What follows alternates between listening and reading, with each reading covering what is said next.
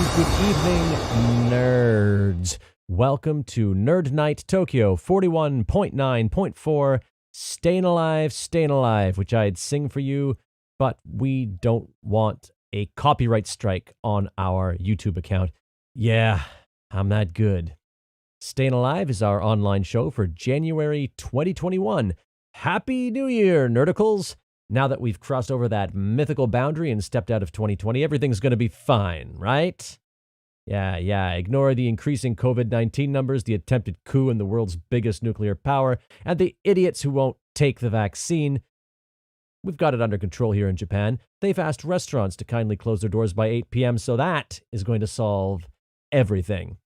As I say every time we do a show, Nerd Night Tokyo is one of many nerd nights happening across the globe every month. Nerd Night is an event that features nerdy talks by experts in a casual setting, usually accompanied by the drinking of booze. It's up to you whether or not you imbibe liquor, absinthe, some other beverage, or nothing, but hey, let us know in the comments so we can make fun of your appletini or whiskey snobbery. I'm drinking Coke Zero, so, I'm one to talk. Now, I don't know about you, but after a hard day at the Nerd Factory, I like to come home, ignore my family, put my feet up on the ottoman, and enjoy a tasty beverage in my exclusive Nerd Night Tokyo beaker. Nerd Night Tokyo beakers are made from almost unbreakable lab-grade glass. Really, don't drop them. They can hold hot beverages and cold beverages, and they are the perfect vessel from which to drink the blood of your annoying neighbor who complains about you parking in front of their house for 5 minutes to unload your Costco groceries. I used to use skulls, but so messy. So, order yours today. A special offer at a special regular price at ytg.jp. Your purchase helps support Nerd Night Tokyo.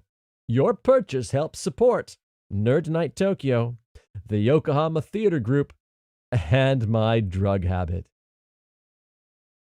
And now we come to our agenda for tonight.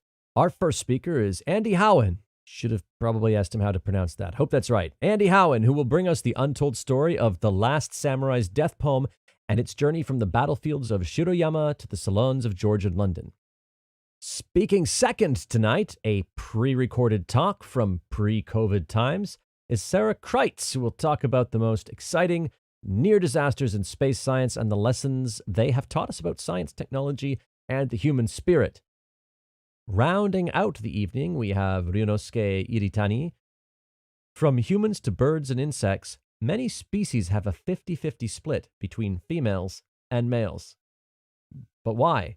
Economics and game theory can illuminate the battle of the sexes in biology. Maybe we can explain the pay gap in parasitic wasps while we're at it. All the talks will be followed by a live Q&A, so when you have a question, post it in the YouTube chat, and our team, featuring my co-boss Amanda and Don Warren Houwen, will pass your questions along to me to ask our speakers. Makes sense, that's how a Q&A works. After each of the first two talks, there will be a 7-minute intermission for you to go to the little nerd's room or refill your drink, or, both. And now, without further to-do, let me introduce our first speaker. Andy Houwen is an associate professor in the Department of English at Tokyo Women's Christian University. His research focuses on comparative literature, especially the relationships between Japanese and Western poetry.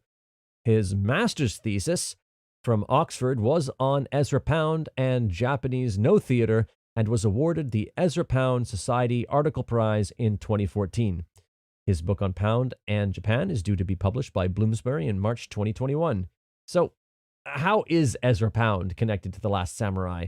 Let's hear now from Andy Houwen.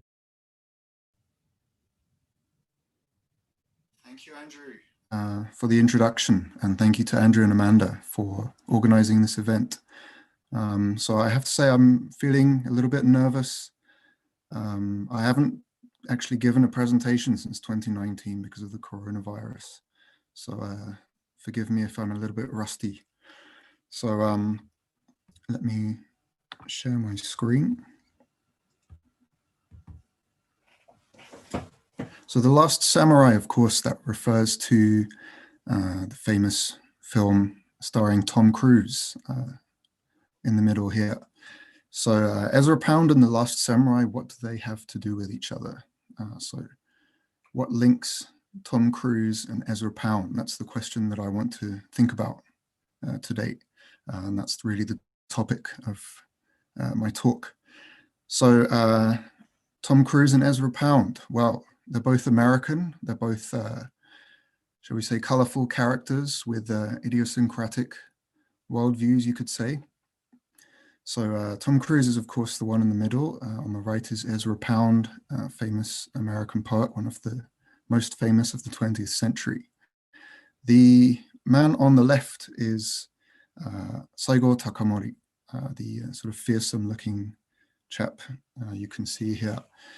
He was the last samurai of the film in which Cruise starred. So what is this film exactly about? Why is it called The Last Samurai? So in 1877, just a few years after the overthrow of the shogunate, so the military dictatorship under which Japan had been ruled for about a millennium, suddenly the shogunate had fallen, and in the few years just following that, the samurai were entirely disbanded, and they were forbidden from one of their greatest privileges of carrying their swords. So this very famous samurai who'd helped the emperor overthrow the shogunate, Saigo Takamori, he led a rebellion of the samurai, and this is the final stand.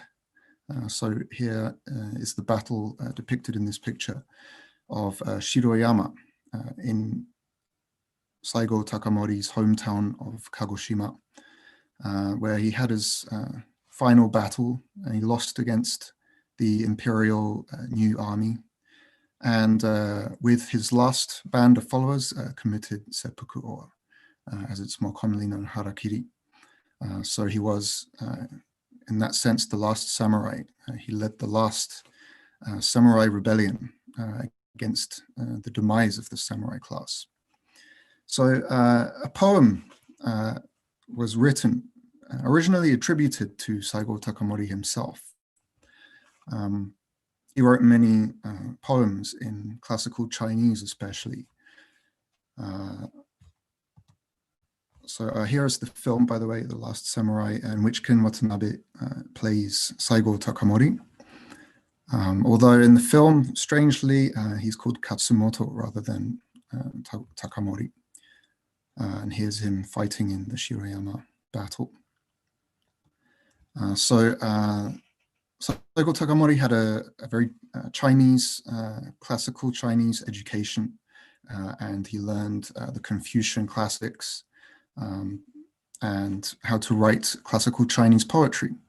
So the poem that I'm going to be looking at today is one that was originally attributed to him. So here in this picture on the right, you can see it's barely visible, but under his name of Saigo Nanshu, that's his poetic name, he wrote supposedly this death poem, Jisei, that was titled at the time. But in fact, it was later found out to be composed by one of his supporters in Kyushu, Nishi-Dosen. But this was not found out for many decades. And by the time Ezra Pound found out about this poem, as we'll see later, it had not yet been discovered that it was not actually by Saigo Takamori. It became very widespread and popular through the form of kenbu. So kenbu is sword dances. So here are some illustrations.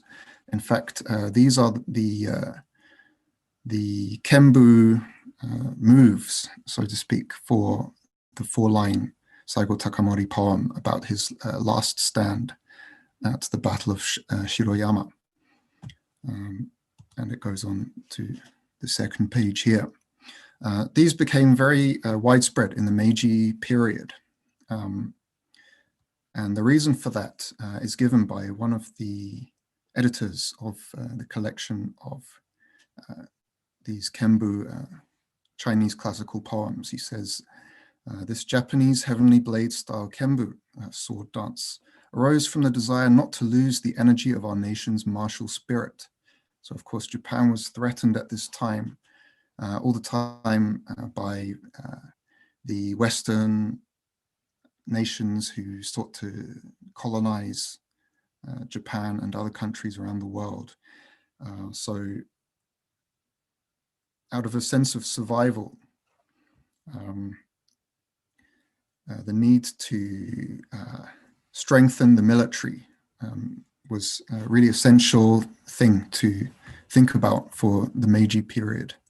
So one of the ways in which this was done was through promoting such arts as the sword dance, which is performed with these Chinese classical poems written supposedly by these samurai as the lyrics. Hibino says, by studying Kembu, those who possess Yamato spirit, so the sort of the Japanese spirit, will understand the notion of national sacrifice in Kendo, the way of the sword. On the smaller scale, it protects oneself. On the larger scale, it protects the nation. It should be increasingly demonstrated to all the countries of the world. So this was why in the Meiji period, these poems became so popular. So here is the poem itself. It's a short poem, just 4 lines long, written in classical Chinese. So here's my translation. Fighting alone, I broke through the siege and returned. Through 100 miles of fortress ramparts. My sword is already broken and my horse has fallen. In autumn wind, my bones are buried in Home's mountain. So Home's mountain refers to Shiroyama. It's a hill actually, but Shiroyama Yama literally means mountain. So Saigo Takamori was from Shiroyama, from Kagoshima, and his last stand was fought in his hometown of Kagoshima. So he dies in his home place, his hometown. So this poem, how does it sound in Japanese? Well, this is a transcription of how each character would be read in Japanese. Although those reading the poem in Japanese would read it, not reading these characters one by one, but by changing the word order to make it fit Japanese syntax. But this is how the poem is composed in terms of its sound. So you'll notice that there's a rhyme at the end of the first, second, and fourth lines. So kogun funto haikan, ichiyaku rite ri hekikan, gaken isai gobahei, shun fu mai kotsu kogo-san. So kan, kan, and san all rhyme. So this is the strict form of what is called in Japanese a shichikonzeku, or a 7-character verse. And it was a form that arose in the Tang Dynasty in China and then was transplanted over into Japan. So it has this very strict form, which you can observe not just through the rhyme, which is absent if you try to read it in Mandarin.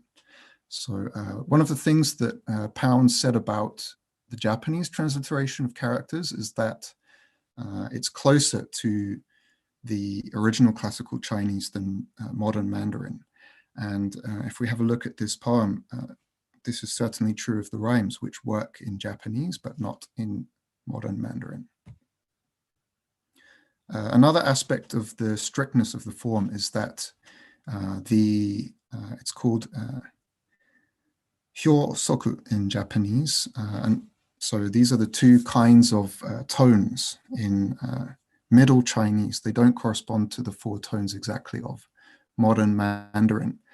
But poets such as Li Bai and so forth, who wrote these kinds of poems, they knew about the strict patterns of these two alternating tones, and poems had to fit this system.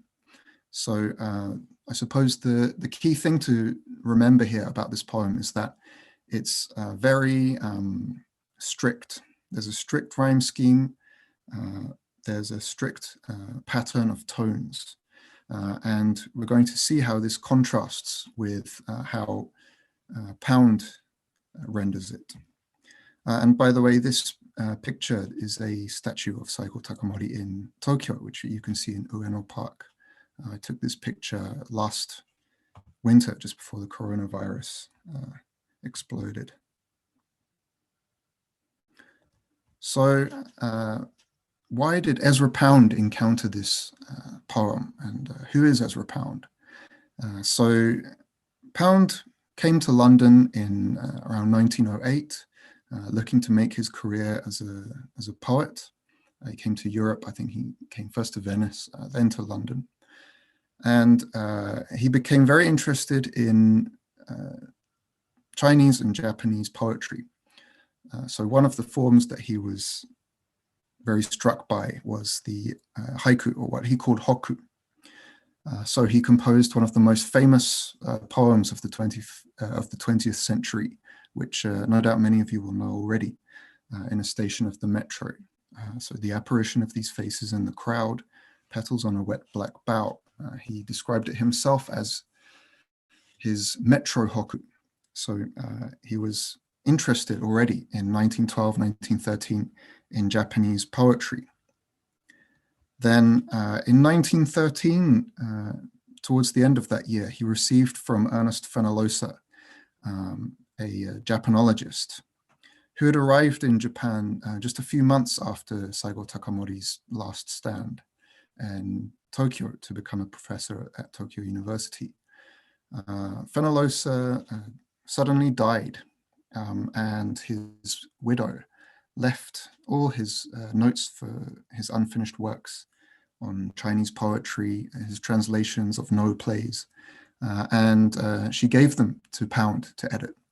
And those became the collection of Pound's translation of Chinese poems, Cathay, one of the most famous collections of poetry of the 20th century in English, and also the book No or Accomplishment.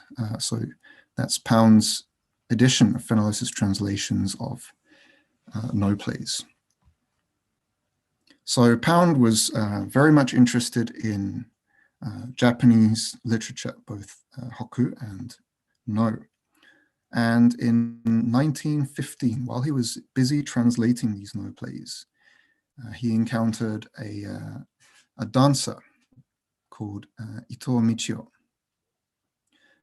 They probably met first in the Café Royal in London. So Ito had fled from Germany, where he'd been studying dance, and came to England because Germany and Japan were at war with each other.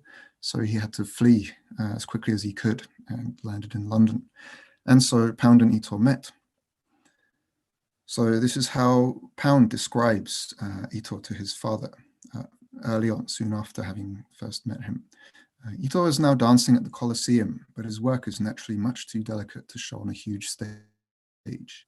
We're going to the South Kensington Museum this PM to discuss Shang bronzes and the dance positions and the statues of Shiva. He has written to Japan for books about the No. He's the first, Pound says, Jap I have met who has any intensity. And he writes to his editor, the editor of poetry, Harriet Monroe. Dear Harriet, Ito tells me he's going to America next week. I have given him a note to you. I'm very fond of him. This man is a samurai, more like an American Indian to look at. The long face you see in some of the old prints. So Pound's fondness for Ito was partly because of this idea he had about Ito as representing the old Japan, the Japan of the samurai. But what Ito also brought with him, so when he sent off for books to Japan, is almost certainly the sword dances. So before that, though, this is Ito's own recollection of meeting Pound, which he explains about in a talk that he gave at my current university, Tokyo Women's Christian University. And this appears in David Ewick and Dorsey Kleitz, both colleagues of mine. Their edition, they translated Ito's talk. Ito says, he told Pound, "I know nothing at all about No. I think it's the dullest thing in the world." But Pound replied, "I'm American. You know it better than I do because you say that it's the dullest thing in the world, so you can help me."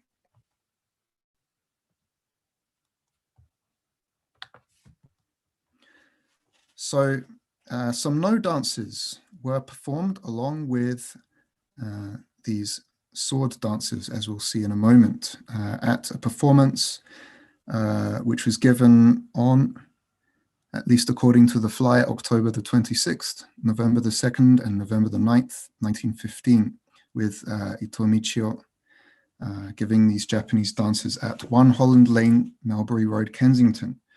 This place is famous for being, at one point, the home of Albert Moore, the painter, whose painting is on the right here, famous 19th century British painter. And on the back of 7 of these flyers for these dances, Pound wrote some of the earliest drafts of what would become the cantos, his poem that took him 50 years to write. So this program of dances included the sword dance, Kogun Funto, the exhausted warrior, Kawanakajina. These are all full of misspellings. Unfortunately, the enemy in the dawn, and Honoji, dance of the spear. And this is Pound's house, which is given as the address to which those who wished for tickets had to write. So this sword dance and spear dance, the texts were given by Ezra Pound from the notes by one Masiani Uchiyama, and nobody seems to have been able to find who this Uchiyama is.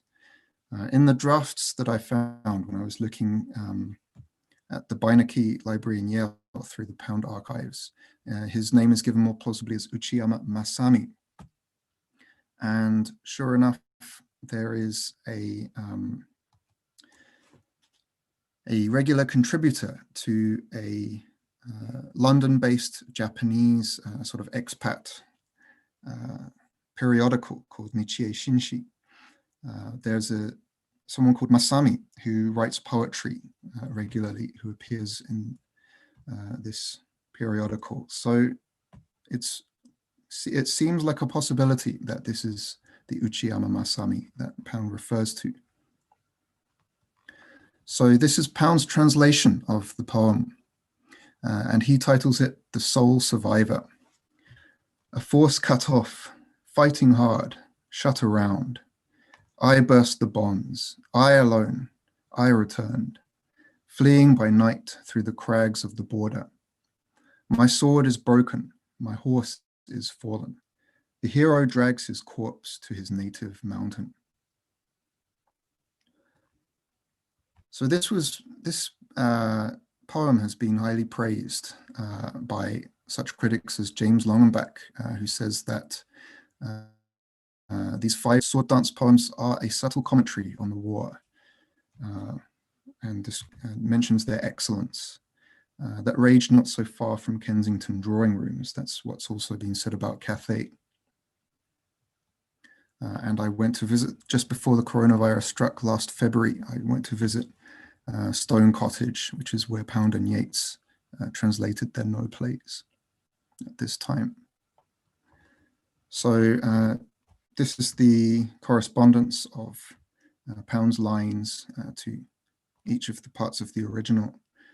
One thing I'd like to focus on, I realize I'm running slightly over time, is the emphasis on I. This repeated I doesn't appear in the original. So We see later on the veneration Pound has for the rugged individual overcoming adversity.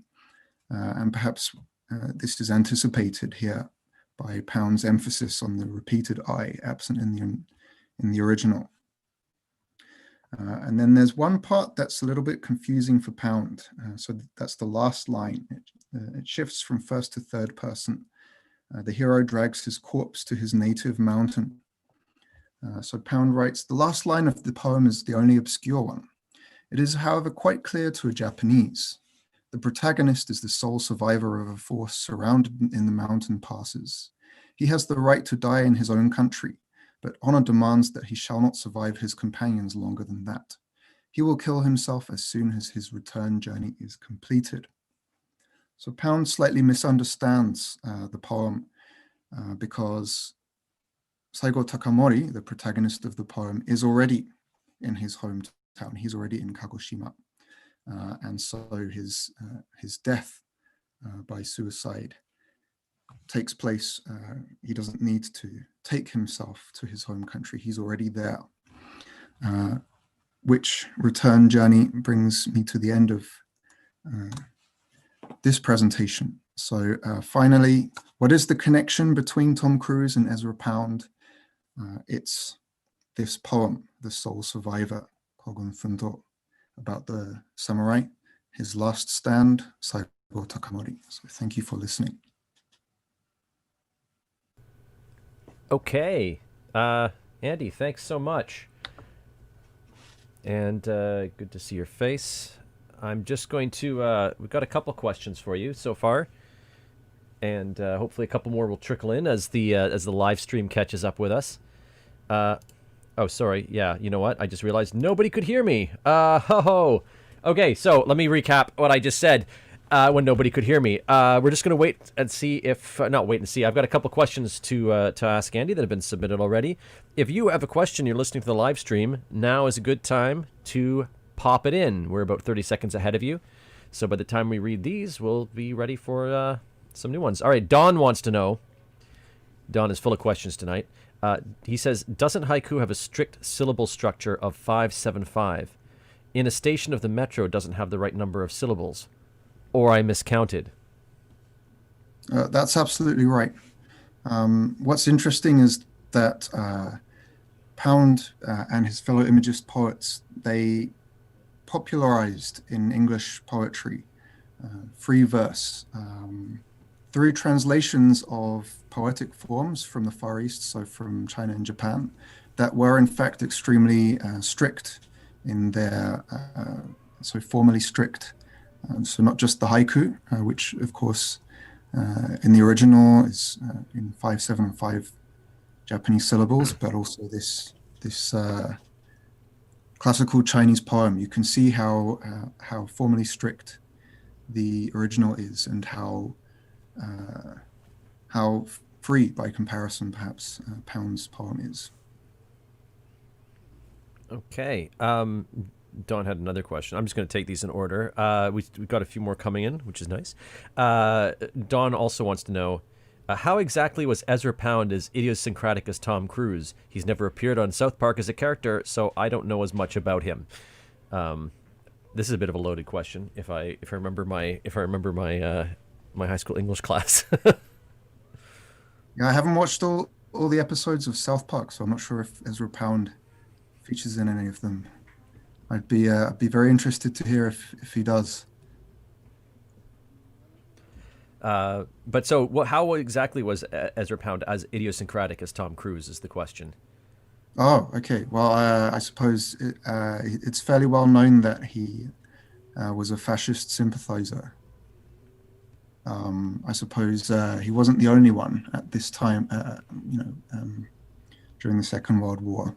But something that I'm always interested in is, so in my research on Pound, is people sort of separate the early Pound, the Pound of the haiku and the early poems for which much of his fame, for which he's known, and then there's the later fascist Pound. And what I'm interested in is trying to find the connection between the two. So how is his aesthetics and his politics connected? I suppose, yeah, to put it in a simple way, Pound's views were quite controversial, his political views. And I suppose Tom Cruise, being a Scientologist, as far as I know, I just found out just recently that the Scientology, the sort of headquarters in Japan is in Tokyo, along the Chuo line, That's cycling right. distance from my house. So did not realize that at all. That's right. No, it's in Tokyo. I've walked past it a couple times. Oh, So Anna Murray has a question. Hi, Anna. She says, I have two questions for Andrew. First, do you think there's a connection between Kembu and the dances in Warrior Genzai No?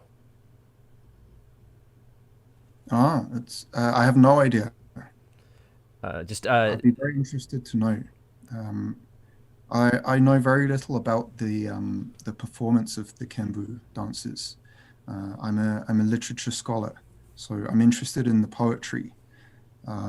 So I definitely like to find out more about how the Kembu dance exactly is performed, how it might link to, for example, No. So it's something that I don't know, but I'd be very interested to find out more about. Just to put this into context, Anna studies No theater. Ah, So that's where that question came from. She has another question. She says more general. What do you think are the main differences / similarities between the No and Western literature, say either formally or in aesthetic approach? that's very tricky because Western literature, um, it's quite a sort of broad and diverse set of. Well, actually, something that strikes me a little bit about Dante, I think his 700th birthday was just recently. Um, there seems to be something quite similar to each canto of Dante's Divine Comedy, and No, I feel. It's just a sort of personal feeling. Obviously, there's no causal connection. They didn't know anything about each other.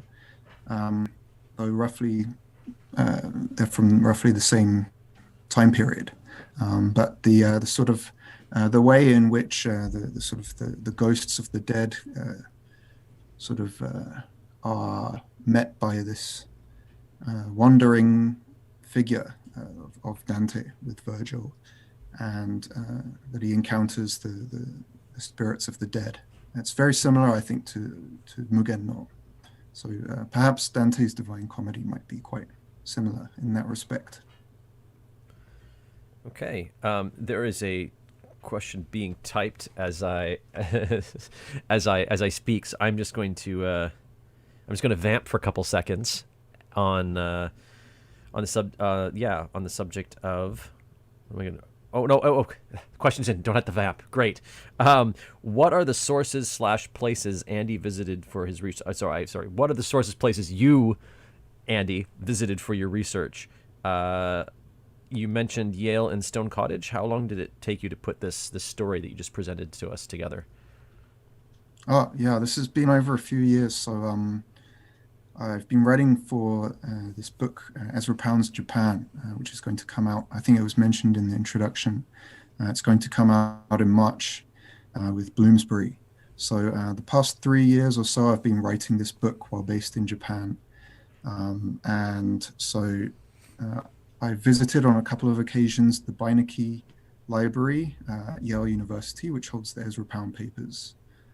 So, for example, there are some drafts of Pound's translations of the sword dances. That's where I got the more correct name of Uchiyama Masami. Then the Nichie Shinshi, so that sort of periodical where Masami appears. So the sort of the co-translator of Pound of those sword dances. The issues from 1918 onwards are in Japan, but frustratingly, the first ones from 1915, which is important for me, to 1918, they were in the British Library. but luckily, I had a chance to go to England in February, just before the coronavirus happened, or broke out rather.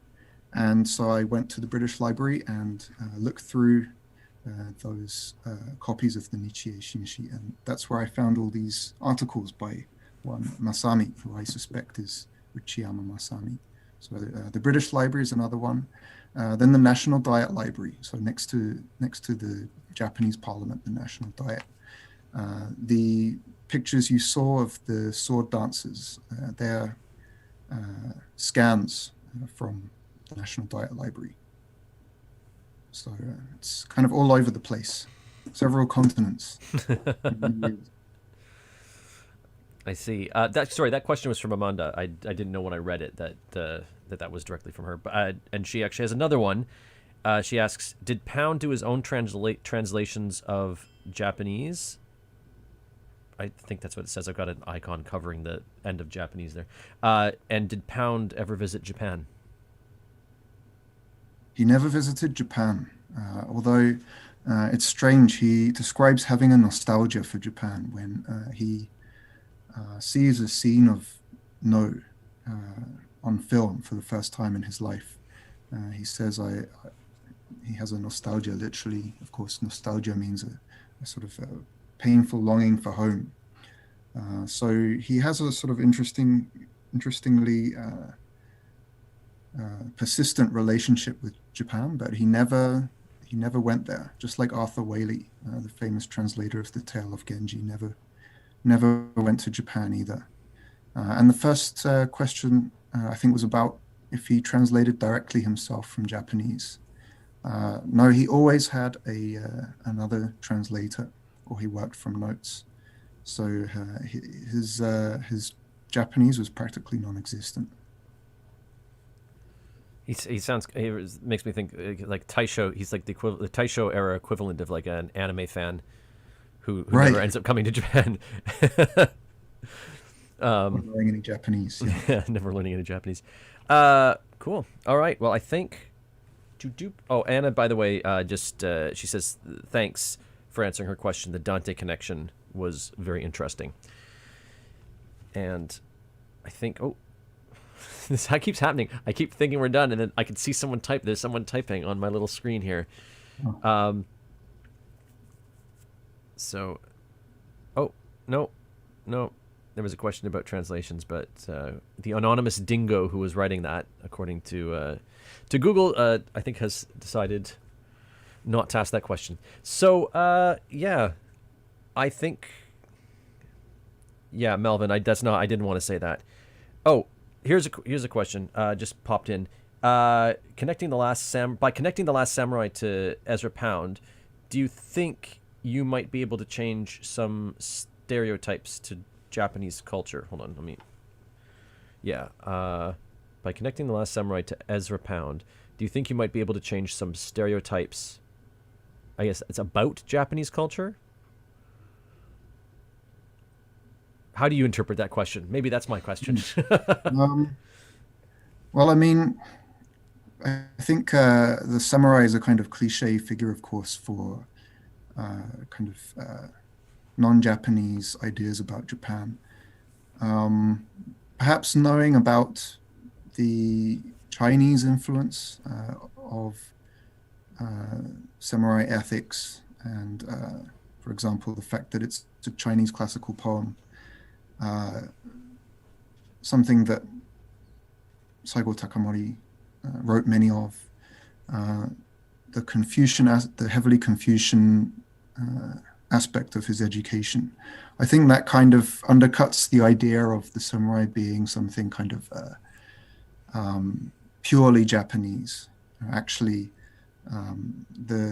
what we think of as the samurai is very largely influenced by Chinese culture, in fact. So I think it kind of shows how, as with many things that we think of as quintessentially Japanese, are actually not Japanese in origin, or at least not fully Japanese. Well answered. Well answered. So I think that wraps it up. We put out the last call for questions. Don't see anything coming in. And I'm just going to call it there because we got to get moving on. Andrew, thank you so much for that. Hold on. My thesaurus fails me. Amazing. Thank you for that deeply interesting talk. And yeah, we're going to move on into our first break. So again, thank you. I'll clap for you because nobody else is here to clap for you. So there we go. And yeah, we're going to throw to a 7-minute break. Everybody get drinks, get stuff, use the toilet, and we'll be back. There's a little special announcement at about 2 minutes from the start of the next segment. And yeah, I'll see you on the other side.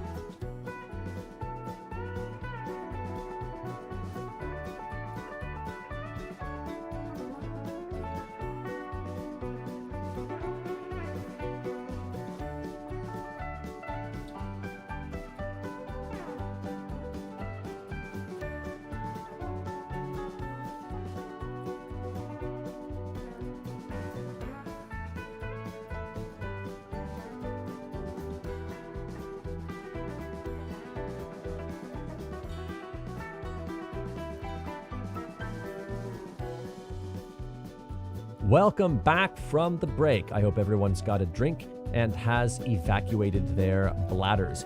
Before we launch into our second speaker, I just wanted to make a quick plug for YTG's upcoming live stream show. We're not really back from the break. The Peony Lantern, or Botandoro, is a retelling of a story that spawned various Rakugo, Bunraku, and Kabuki plays and was popularized in the West in Lafcadio Hearn's 1899 book, In Ghostly Japan. Our version is set in the Taisho period in Yokohama in the 3 days leading up to the Obon Festival of the Dead. A traveler arrives at the port of Yokohama in 1912 alone and unprepared, both for a life in a very different culture and unprepared for falling in love with a very singular woman. something strange is going on. A secret hangs in the air like a lantern, and the boundaries between life and death are thin. Can the traveler discover what's happening before it's too late? The Peony Lantern will be streamed live 7 times over 2 days on January 23rd and 24th. Like, next weekend, gang. So head on over to ytg.jp and get those tickets. Recommended donation is 1,000 yen, but if you are hard up in these times, there are 1 coin. That's right, 500 yen tickets available. You can also pay way more if you want to, if you're feeling generous. Anyway, step right up. As always, of course, there's a Nerd Night connection. The show is going to feature the design talents of musician and composer Anna Murray, who I met almost exactly a year ago at our penultimate 2020 Nerd Night, where she gave an interactive talk on electronic music. So expect the audio for Peony Lantern to be fucking amazing. Not just the audio, the audio. We also have New York City-based costume designer Lindsay Larissa Kuhn, who worked on Diana the Musical and Tootsie the Musical, and Broadway lighting and projection programmer Ted Charles Brown joining us to give the show a unique look. As if that's not enough, the Peony Lantern is YTG's entry in the 2021 edition of the Festival de la Bête Noire, an annual horror theater festival based in Montreal, Quebec. We will take our best recorded production, package it up, and it will be available for downloading for the duration of that festival as well. And I just found out, as I'm recording this, that we are also part of the TPAM festival, and but you get your tickets in the same place, so it doesn't matter, don't worry about that one. The festival, the Bête Noire Festival in Montreal, will run February 17th to March 15th, and you'll be able to buy tickets when they're available from a link on our site. So again, head over to ytg.jp for all the details. Hey, it's me again. I just wanted to say, in case you're just dropping in midway, that Nerd Night functions as a fundraiser for the Yokohama Theater Group, or YTG as it's known somewhere. And obviously, with things being shut down for COVID-19, things are a little tight for a nonprofit theater company. So if you want to, and I know a lot of us freelancers are kind of in a tight place because of everything having been shut down for so long, but if you can and you want to and you will, why don't you head over to ytg.jp, hit the support button, and there's a whole bunch of options there. Also a reminder, you can buy some lovely Nerd Night beakers. Those are always available, and we're happy to send them out to you, since we're not in a position to sell them at the bar, obviously. All right, enjoy the rest of the show.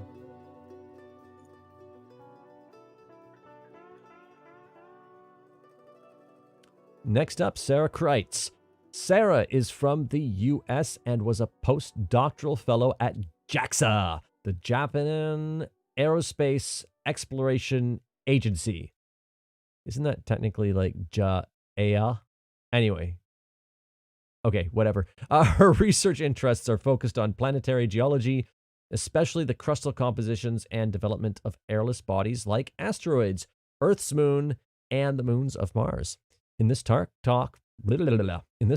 recorded in April 2018, Sarah describes some exciting near disasters in space science and the lessons they have taught us about science, technology, and the human spirit.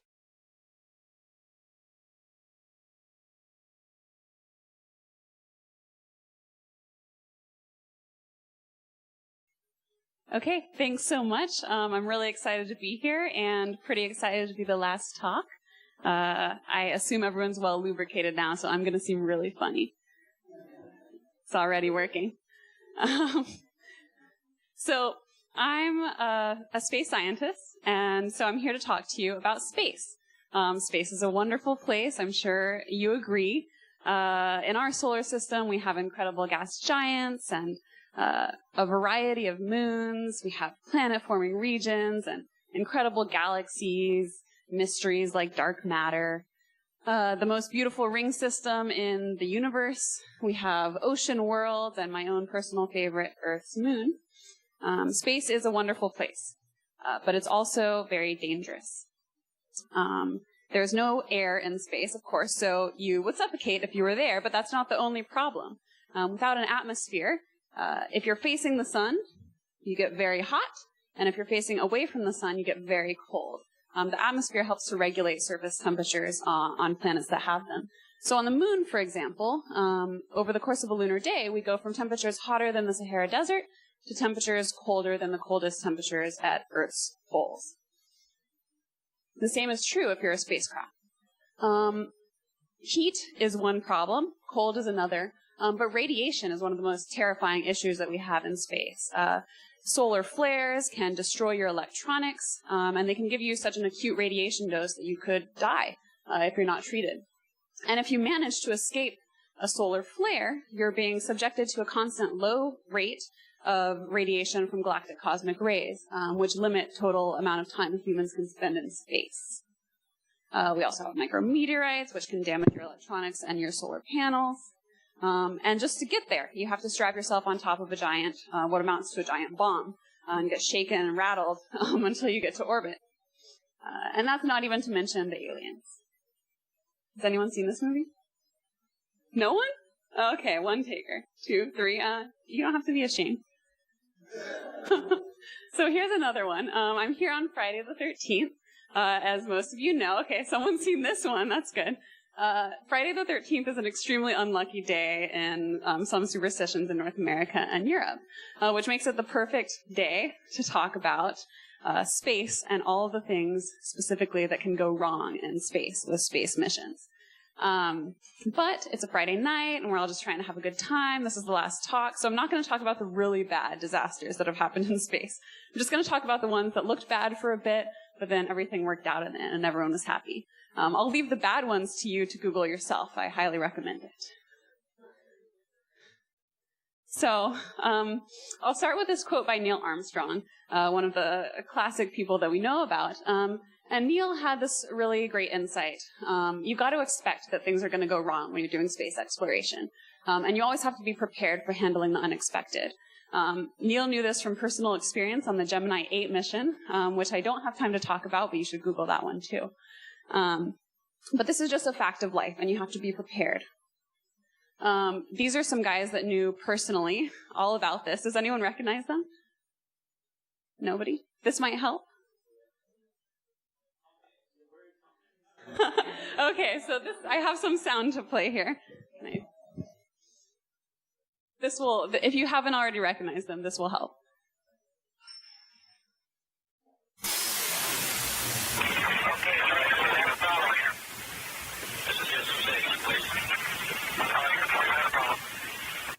Okay, so this is the crew of Apollo 13. Jim Lovell, Jack Swigert, and Fred Hayes. Or these are the guys you really know: Bill Paxton, Kevin Bacon, and Tom Hanks. So, of course, we all know the story of Apollo 13. It's one of the most riveting space stories, and it also made a great movie. But this is not the only space mission that has been turned into a fantastic movie. We're in Japan, so I hope at least some of you have seen one of these two movies. Anyone? Nobody? 1? 2? Okay. A couple of people. This is actually good because this is what the rest of my talk is about. So I'm glad that you haven't seen it. That would spoil the story.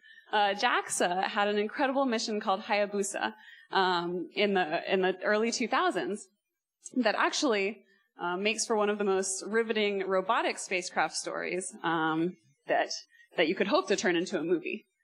So Hayabusa's goal was to investigate the mysteries of the birth of the solar system. And what we mean by that is that Hayabusa was going to an asteroid, which are basically leftover building blocks of what the planets are made of. And Hayabusa was not only going to go visit this asteroid called Itokawa, but it was going to descend to the surface, touch down, pick up samples, and bring them back to Earth. So this is an incredibly ambitious mission. It was the first sample return mission from a planetary surface beyond the Earth-Moon system. So, of course, the Apollo astronauts brought back samples, and the Russian Luna missions brought back samples from the moon as well. But Hayabusa would be the first beyond the moon. Everything started out fine. Hayabusa launched in May of 2003, and it was successful after the usual delays that you expect with all space missions. Shout out to James Webb Space Telescope. But just shortly after launch, Hayabusa was struck down by one of these disasters that I warned you about, a solar flare. A very strong solar flare damaged the solar cells for the Hayabusa satellite, which means that it was able to get less power than was initially planned. And it also lost one of its 4 ion engines, which were going to propel it to its destination. This is okay. Like Neil Armstrong said, you have to be prepared. So Hayabusa was actually designed to run on 3 out of 4 engines. One of them was a backup. But we lost the backup pretty early. So the spacecraft limped along. 300 million kilometers later, it made it to Itokawa, its destination. And it was only actually 6 months late, despite its issues with low power and the loss of 1 engine. September of 2005, it arrived at Itokawa and began a survey of the surface. This is an artist's conception, but that is actually what Itokawa looks like. So the next goal is to actually collect samples from the surface of this asteroid. Now, how do you do that? Of course, we've done it before on the moon, but a tiny asteroid is a very different place from a large planetary surface like the moon. It has very low gravity, very different particle size, a regolith. So the spacecraft designers here had to be very creative. And what they came up with is this long sampling arm. So this is the spacecraft, and underneath it is this arm.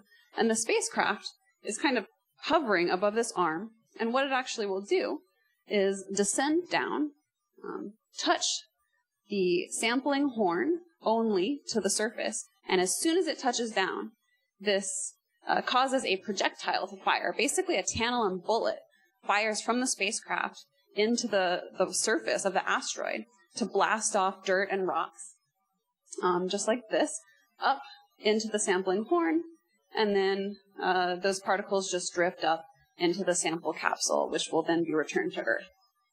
So this is the idea. Never been done before. Okay, November of 2005, survey had been made. It was time to try to collect the first samples. This is an actual image, which is pretty incredible if you ask me. This is the asteroid Itokawa, and this is kind of a Hayabusa selfie. It's taking a picture of its own shadow above the asteroid. And this little white mark is a target marker. It dropped it first in a promising location, and then it tracked it down to land in that place to collect its sample. So it's time to collect the samples. Hayabusa begins to descend nearly all the way to the surface. It thinks it detects a hazard and decides that it's time to abort. Hayabusa is actually empowered to make these decisions on its own because it's far enough away from Earth that the ground just can't be in the loop to help it make decisions. So it thinks it detects a hazard. It decides it's not safe. I need to leave. But it's actually descended too far already. It tries to take off, and it doesn't manage it. And it actually ends up just drifting back down and just bouncing a couple times and coming to rest on the surface of the asteroid, on its sampling horn, and then maybe on a solar panel or the side of the spacecraft. This was never intended. And it's done all of this without any humans in the loop. So back on Earth, everybody's going, what's going on? What's happened with the spacecraft? From the telemetry that they got, they couldn't actually quite tell what had happened. They couldn't tell if it was hovering above the surface or if it had actually landed or if it had missed the asteroid entirely, perhaps. But they knew it wasn't safe. If the spacecraft had actually landed and was sitting on the surface, this was not a safe situation to be in. I told you that a planetary surface facing the sun can heat up to pretty warm temperatures. So our poor little spacecraft is sitting here with the sun shining on it from one side and this hot asteroid heating it up from the backside, and it was never prepared for that kind of heat. So the humans back in mission control debate really quickly what to do, and they decide we're just going to tell it emergency liftoff and hope that it's actually on the surface. It's where we think it is.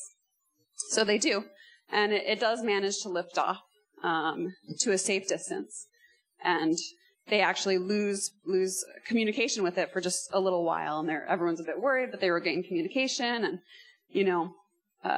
we didn't actually manage to fire the sampling bullet as we had planned because the spacecraft turned itself off on the way down, but we'll just close the sample container, tuck that sample container away, and we'll try again. So it's time to try again. This time, we're going to do it right. So Hayabusa's ready to descend, descends, bounces off immediately as planned from the surface, back to its safe distance. So this is really promising. Everyone's back home on Earth celebrating and sending out press releases. They're really excited we finally sampled correctly. But tragedy struck. As the spacecraft was lifting off, it suffered a fuel leak in its chemical propulsion. At this point, the spacecraft was actually using its chemical propulsion to control its attitude so that it could face its communication dish towards the Earth and talk to us, because it had already lost some other systems, its reaction wheels, that should have been controlling its attitude. So with the fuel leak, it loses its attitude, loses communication with the Earth, and it was actually almost 2 months before we heard anything from Hayabusa again. This is a very dramatic moment in the movie. And the spacecraft is like, I'm lost. But 2 months later, they do manage to regain communication when the spacecraft has drifted back into a position where it's actually able to point its dish towards Earth. And when I say we, but I was not involved. When the ground control people communicated with it again, they discovered its chemical propulsion system is completely shot. It's lost 4 out of 11 batteries because the spacecraft has been off this whole time because it can't get power. And so it gets extremely cold when it's not able to heat itself up. As I mentioned, it had already lost most of its reaction wheels that help it keep pointed in the right direction. And it's actually lost another ion engine, so it's now down to 2 out of 4. Did we actually collect a sample? We actually don't know, because when the spacecraft took off, and all of these issues happened, and it shut down, it lost its memory of that event. So we still don't know, do we have a sample or not? It's January of 2006. We plan to depart in December of 2005 to return to Earth. We finally make contact, but it's clear the spacecraft is in no shape to begin this 300 million kilometer journey home. So Hayabusa actually stayed at the asteroid for an additional year. And in January 2007, the team back home on Earth had finally come up with enough workarounds of all of these mechanical failures and bad luck to nurse the spacecraft back to health, point its solar panels in the right direction, build up enough power that it could close the sample in its return capsule, and begin the journey home on just 2 ion engines. So in April 2007, Hayabusa began his journey home. In November 2009, another ion engine was lost. So we're down to 1 out of 4 fully functioning engines. And this is actually the moment when the people who worked on the mission say they were the most afraid that it would not succeed, because they've managed to use solar pressure on the solar panels to work to get attitude control, and they've managed to use the remaining engines and the remaining batteries to get this far. But with only 1 engine, they cannot complete the maneuvers that they have to make to get the spacecraft pointed in the right direction to actually re-enter Earth's atmosphere and deliver the samples. But incredibly, the team had prepared for this.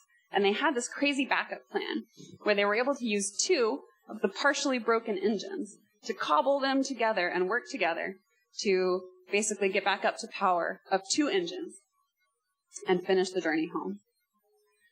June 13th, another 13th, but a very lucky one. June 13th of 2010, Hayabusa returned home.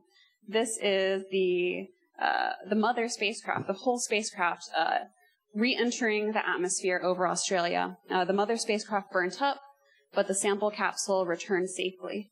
And this is not trivial.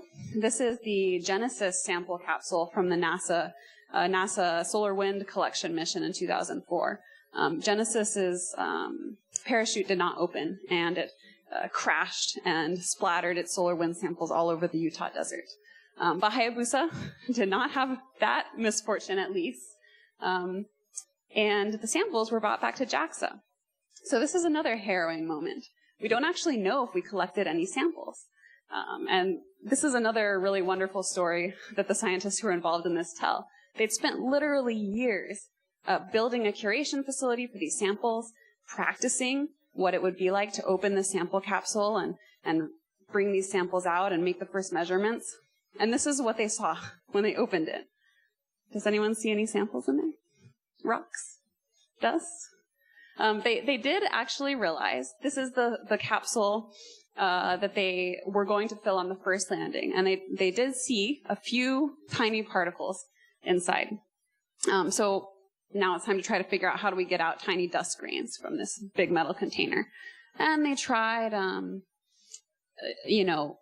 high precision grain pickers. That didn't work.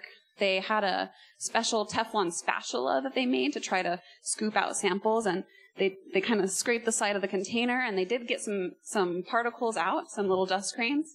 But they actually scraped off more aluminum from the inside of the container than they got grains. So they were like, well, we can't do that.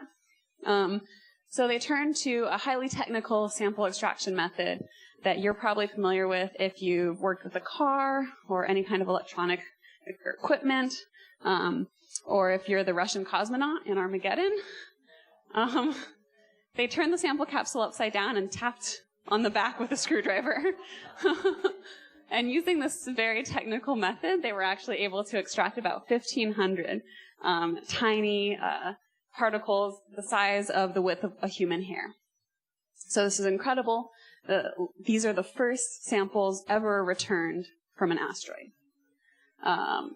There's been incredible science that has come out of this mission. Even with just 1,500 particles, scientists have been able to study space weathering, what happens to dust when it's sitting on the surface of an airless body exposed to radiation. They've been able to backtrack and understand the thermal metamorphism history of the parent body. They can study grain motion even, learn about landslides on the surface of Itokawa. And most importantly, they were able to make a direct link between asteroids and meteorites, which are space rocks that fall to Earth. And we can measure meteorites and we can look at asteroids with telescopes, but no one's ever been able to directly link asteroids to the meteorites they're related to. But for the first time, Hayabusa was able to do that. So Hayabusa was a triumph for scientists, but it's also one of the greatest stories of robotic space exploration that I know of. It brought back 1,500 of these precious particles from another body. It created this direct link between asteroids and meteorites. And it demonstrated a sample return from a planetary surface beyond the moon is possible. So I put all these pictures up here because I don't know about you, but I'm a sucker for YouTube videos of control rooms and returning astronauts. And I think the reason for that is that these experiences where large numbers of people, hundreds and hundreds of thousands of people come together and work towards something that seems impossible, but ultimately is achieved, is one of the most moving things that we can experience as humans. And space exploration gives us that experience every time. So this is a talk about Hayabusa. And Hayabusa was challenged, but it was successful. So what's next? Of course, we're going to do it again. So JAXA has another mission. It's called Hayabusa 2. It's going to go to another asteroid and bring back more samples. This is a C-type asteroid, which is a carbon-rich asteroid that may tell us about the history of Earth's water, or maybe even the history of life. And Hayabusa 2 will be arriving at its asteroid Ryugu this summer, and it'll be collecting samples in the next year. So follow Hayabusa 2 on Twitter and stay tuned for sure. And that is all I have for you, so thanks so much.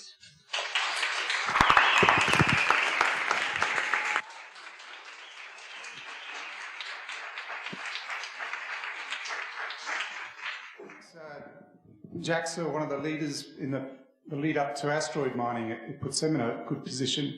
Is anybody else been landing on asteroids, or what's the lineup? What's the roadmap for that sort of industry? Yeah, great question. So JAXA is definitely the leader. We did it first, and we're doing sample return from small bodies the most. Other than Hayabusa 2, we're also planning a sample return mission to the moons of Mars. And there are some other really great small body missions planned as well. But we're not the only ones. So NASA has the OSIRIS-REx mission, which is super complementary to Hayabusa 2. It's going to another C-type asteroid, so it'll really allow us to understand the variation in bodies of this type. And I don't know if there are any other space agencies planning sample return missions from small bodies right now. Oh, of course. Well, landing, but not samples. Maybe later. Yeah. Caesar, of course. So Rosetta is a mission that went to a comet and studied it. And NASA's now got a great mission planned to actually go back and bring back samples from that same comet. Selena? So you mentioned that Hayabusa had broke pretty soon in the mission. You were like, oh, that kind of sucks. Yep. How is there a point where you're like, ooh, this broke really soon, so let's bring it back while it's still relatively close? And what's that barrier that you're like, oh, let's rein this one in and redo some stuff and then send it out again? Most missions, that is not possible because once you're launched, you're gone. You cannot come back and generally land safely on Earth and be repaired and be launched again. You might as well just send a new mission. One mission that I kind of wanted to talk about for this talk but didn't have time, where that sort of happened, or it was lucky that they didn't leave Earth orbit so they could do it, is the Hubble Space Telescope. So, of course, this is an incredible telescope. I'm sure you've all seen pictures of, galaxies and all kinds of incredible things, but when they actually launched the Hubble Space Telescope into orbit the first time, it was out of focus. So there had been some issues in, some of the testing and design of the mirrors, and the Hubble was out of focus in Earth orbit. So they couldn't do the science that they planned to do. But luckily, we had the space shuttle at that time, and they had actually launched the Hubble with plans to service it throughout its life. So they were able to send astronauts up and repair it, and it's been an incredible mission since. I had heard that some asteroids are rich in elements that are very rare on the Earth, and I'm wondering why that might be the case, and then also, did they see any evidence of that in the samples that came back? Yeah, so a couple different reasons why that might be the case. Basically, the asteroids and the Earth are made of the same stuff. But in the Earth, you have taken this general mixed bag of elements and you've concentrated things like metals into the core. So they've mostly been removed from our ability to access them. This has also happened in some larger asteroids, and some of the most promising asteroids probably for mining are basically remnant cores of small planets. So you have just like a giant ball of metal. There aren't very many of those. Other asteroids may be somewhat richer in certain elements or materials of interest than like a typical Earth rock, because they haven't had any bits. They haven't experienced core separation, so they haven't had any bits concentrated out of our reach. But I mean, I'm a little skeptical about that because we have another advantage on Earth, which is processes like aqueous alteration that tend to concentrate things like ores in cracks in rocks and whatnot, and that doesn't happen on many asteroids. So the type of asteroid that Itokawa was is basically just like a ball of silicate rock, so not super exciting. I mean, it's very exciting, but if you're a miner, I would say it's probably not your favorite place. Oh, question back there? Hi, so when they found out that Hubble had a spherical aberration in its main mirror, that was like a major PR disaster for NASA, and a lot of people questioned how much we should be funding space, and it affected the public's perceptions of science. So I was wondering, with Hayabusa, did you see any changes in the Japanese government willing to support JAXA, or did that affect the public perception of science at all? You just made movies. Yeah. It shouldn't be a Hollywood movie. So there are actually probably better people to answer that question in this room than me. But I do know that Hayabusa became incredibly popular with the public because it's kind of this underdog story that we can all get behind. And when Hayabusa finally succeeded, everyone was really, really excited. Do you have a comment? If Hubble had had a mascot like this, it would not have been a PR disaster. This really helps.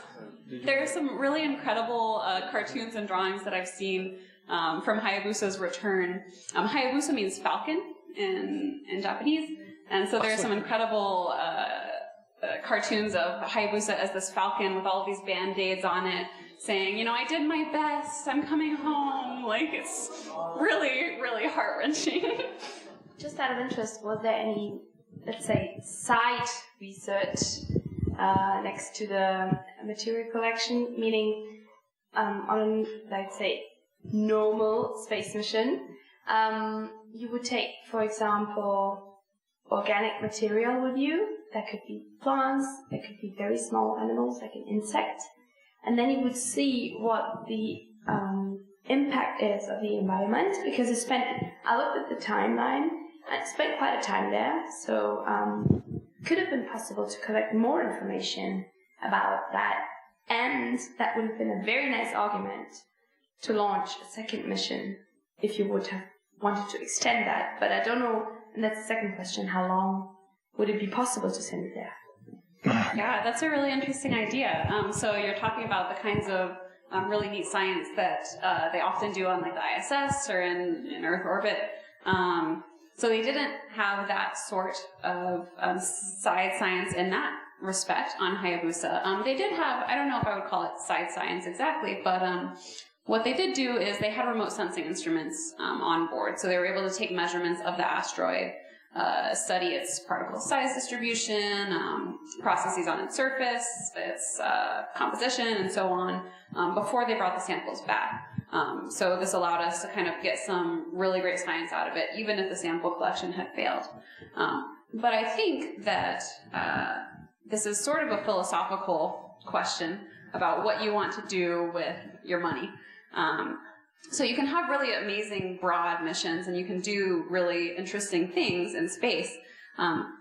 But just based on looking at missions like Hayabusa and Hayabusa 2, what JAXA has tended to do is to be really focused, like razor focused in what they want to do. The primary goal of the mission was to return samples, and everything on that spacecraft was directed at returning samples. Although they did have people's names and signatures with that a reflector that they dropped on the surface. So, you know, there's some fun stuff as well. I had a question. You mentioned that the communication takes about 30 minutes. So I know like older probes have very I forgot what the probe that watched Shoemaker leave the crash into Jupiter only had like 2 Apple II's worth of computing power. Like, what are they up to nowadays? And we have self-driving cars now on Earth. Like, at what point will we have self-exploring? Like, how far along are we, or how far away is that kind of technology for space exploration? So computing in space probably lags behind computing on Earth by quite a bit. That being said, like I said, Hayabusa was basically independent in its descent, sample collection, and takeoff. And many spacecraft, many missions have quite a lot of independent maneuverability and decision-making capability. This is something that people are really interested in today, especially for like rovers and hoppers on planetary surfaces. Deciding where you want to go and if it's safe to go there is a big field. Thank you.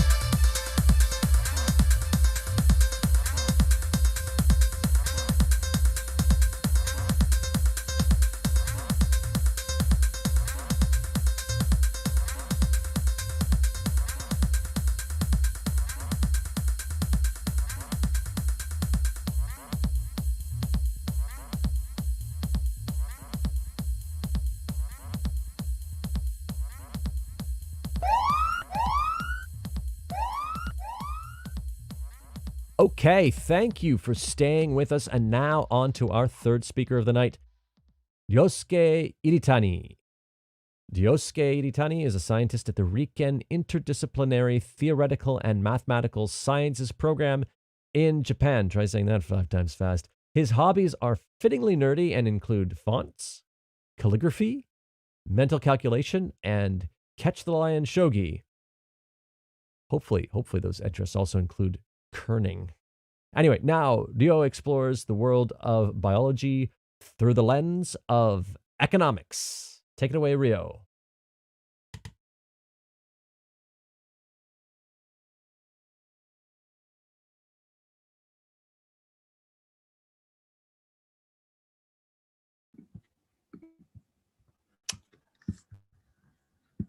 This is my slide. Okay. Okay. Hi, I'm Ryosuke Iritani from Riken Institute in Japan. And today I'm going to talk about how we can see the sexes kind of battle with each other, or how we can understand like a sex ratio in many organisms, which is typically 1-to-1.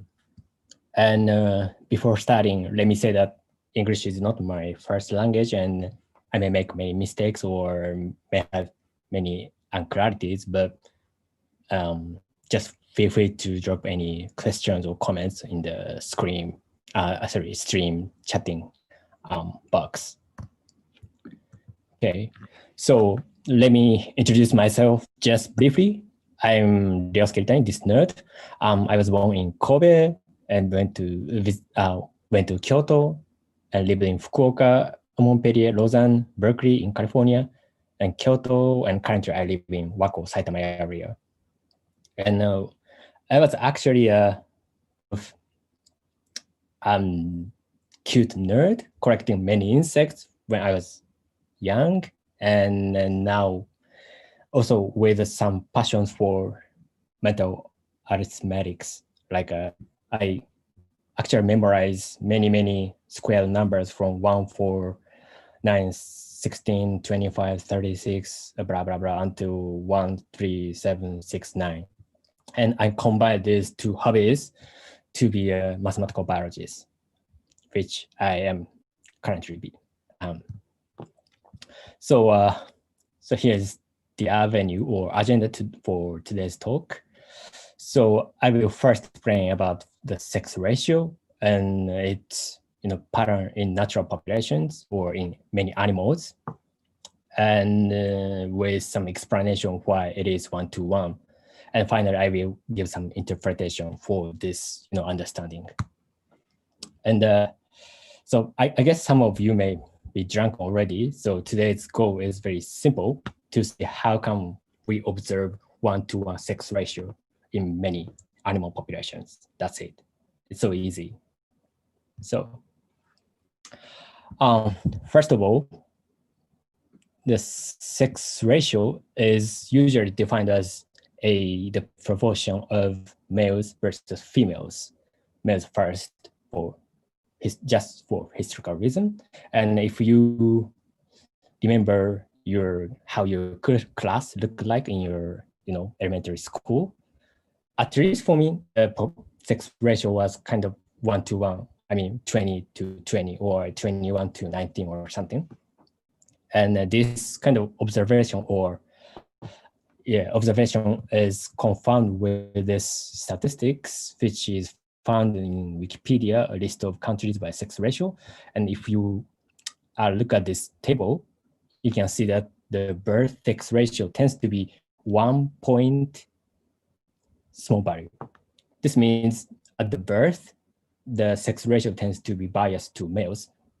I mean, we have more sons compared to daughters, but because males have higher mortality during their youth, the actual sex ratio at the matured age would be like 1-to-1, almost 1-to-1. And this pattern occurs in many animal populations. The first example is maybe some of you may be familiar with this creature, the American red squirrels, where here's a very big data of from 1990 to 15, where they observed almost 1-to-1 sex ratio. Although it's kind of fluctuating, but we can easily see that it's kind of 50-50 sex ratio. And the final example is from king penguins. And here it's a 10 years data. And we can see that it's also, there's a rise and fall in the sex ratio. We can see that the penguins have a 1-to-1 sex ratio as well. So humans, squirrels, and penguins, we have 1-to-1 sex ratio. So there should be something to explain these patterns. But there is exception, which usually comes from parasitoid wasps. Parasitoid means predatory parasites, which may be scary, but it's fancy animals actually. And so they have this life cycle where mothers lay eggs on bumblebees' pupa larvae as a resource, and sons emerge first, daughters emerging later, mate with those sons, and sons die, and daughters fly to alternative host, I mean bumblebees, and settle there and lay eggs again to start a new cycle. So yeah, I said in humans, penguins, and squirrels, we have 1-to-1 sex ratio, but the sex ratio in this species, Meritobia australica, is surprisingly 40-100. This means like a 1 male to almost like a 50 females, or 2 males to 100 males or more, you know. And actually there is exception, but let me explain about 1-to-1 and then go. Let me move on to this crazy sex ratio just later. So if you're familiar with a biology in high school, maybe you know how sex is determined, usually in sex chromosome. So at least in human or in many animals, if you have XY, like a blood type, almost like XY, then this offspring born to be male.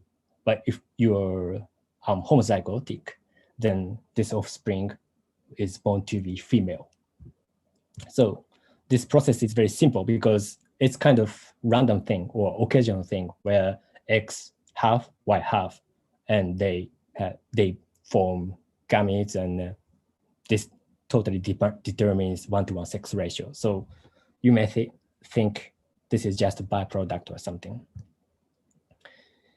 But the next question would be, so why do we have this XY system to maintain 1-to-1 sex ratio?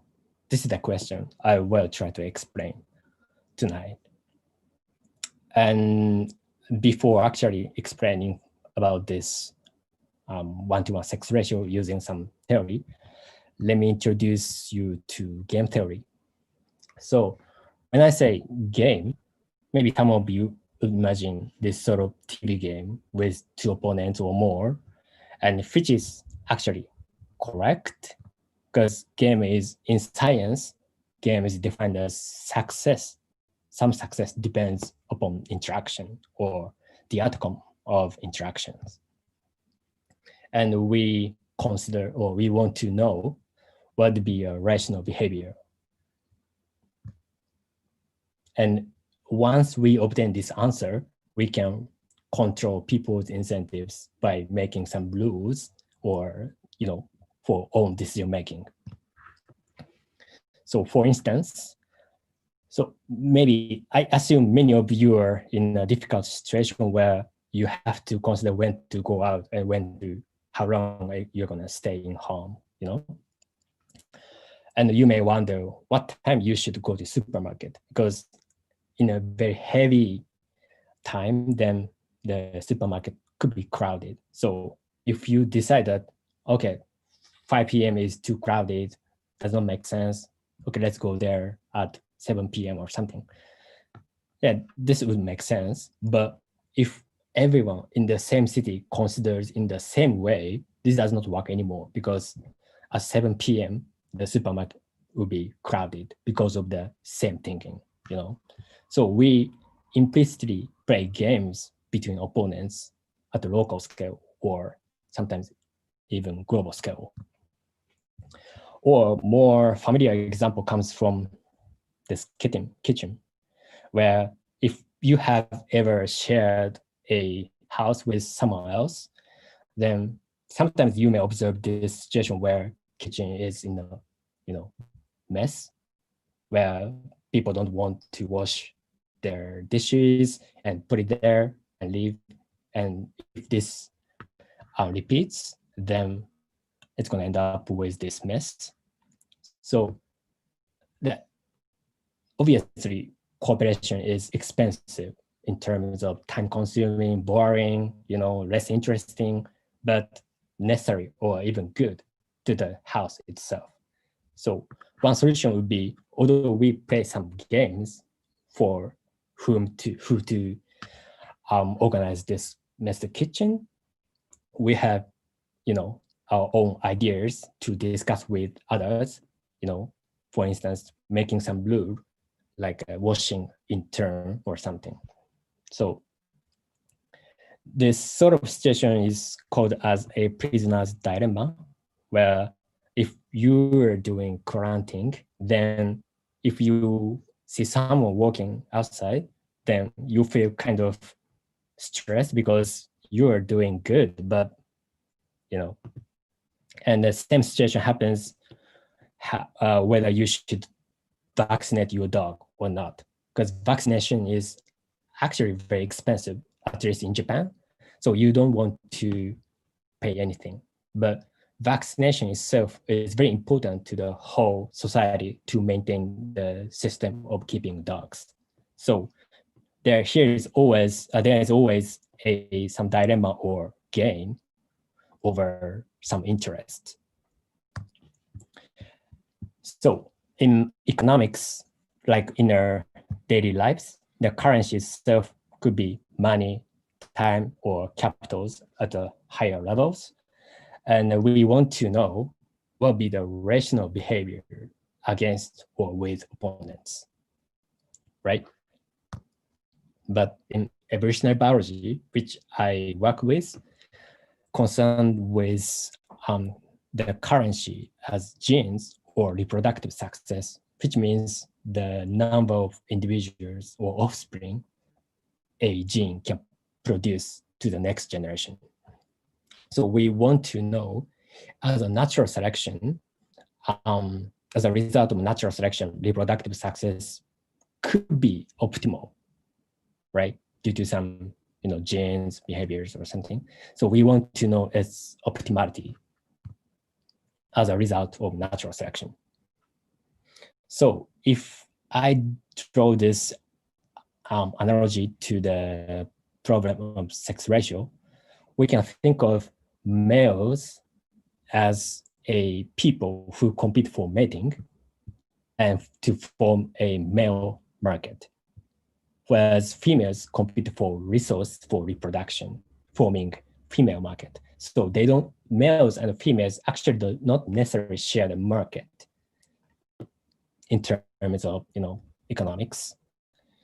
And also we want to consider genes which defines sex ratio of organisms, which also determines reproductive success of the individuals. And as a result of natural selection, reproductive success or the number of individuals you can produce gives some feedback to the genes, which is very similar to the case where you have some thinking in your brain, and based upon this, you have some decision making and get some interest from the market. And because you have, thinking, rationality may give some feedback how much you you realize this, and you may change your thinking and decision making and so forth. So natural selection and game theory has clear similarity in terms of this process. So if we want to actually elucidate this sex ratio, we can think of each individual doing some decision making.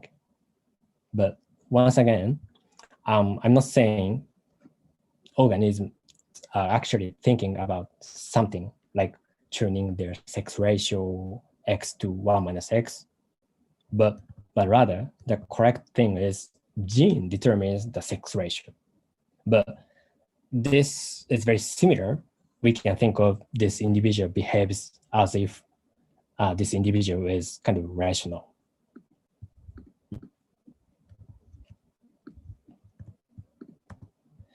So let's consider this situation where in the entire population, there are many birds, many individuals, and occasionally suppose that the sex ratio is biased to males, I mean greens, then what would the individuals would do? This is the question. And the answer is very simple, because the male market is very competitive. It would make more sense to produce daughters, because if you produce sons, this means these sons get into this intensified competition. So this does not make sense. It's actually disadvantageous. So if the population-wide sex ratio is to male bias, then a gene producing more daughters pays. But in the opposite situation, you can consider female bias sex ratio, then the female market competition is more intense, so producing more sons would make sense, right? So this process may be complicated, but if you think of this pendulum where the population level sex ratio is biased to males, then producing more daughters would pay or would be advantageous. But in the opposite case, where population level sex ratio is biased to females, then producing more sons would be advantageous. And this process goes on and finally leads to this point where we have equal number of males and females in the population. And this is clearly stable. So we call this 1-to-1 sex ratio as Fisherian sex ratio. And this situation is called as a Nash equilibrium, where no players have incentive to change their behavior. So this is the kind of stable point, and there is no possibility if changing your own behavior. So as I explained, natural selection leads to as if kind of optimal behaviors or optimal sex ratios. And we can understand this as if players rationally making decisions. And the equilibrium point, or what we would observe, is producing males and females equally. And we can understand this as if equally investing males and females markets from the viewpoint of some players or companies. Okay, so far I have just explained about 1-to-1 sex ratio, but I also introduced this crazy sex ratio in Meritopia, these plaster wasps. And actually, in this species, male market is very local, by which I mean competition among brothers can occur. Because although I didn't say anything about this characteristics of this male, actually this male has no wing, so they cannot fly. And actually they have no eyes actually. So this male just walk around and made many females and just die. So males is just a sperm supplier in this species. So, and if you produce many sons, sharing the same genes, because these sons are brothers, and they may compete with each other for mating. So this does not make sense. So this is a reason where sex ratio of the species is biased to female, because sons may end up with competing with each other, although they share the same gene. This situation is very, similar to the case where you consider some parent company, say Google, with some subsidiary companies, maybe Hulu and Netflix, and suppose that Google gives some funds to these companies.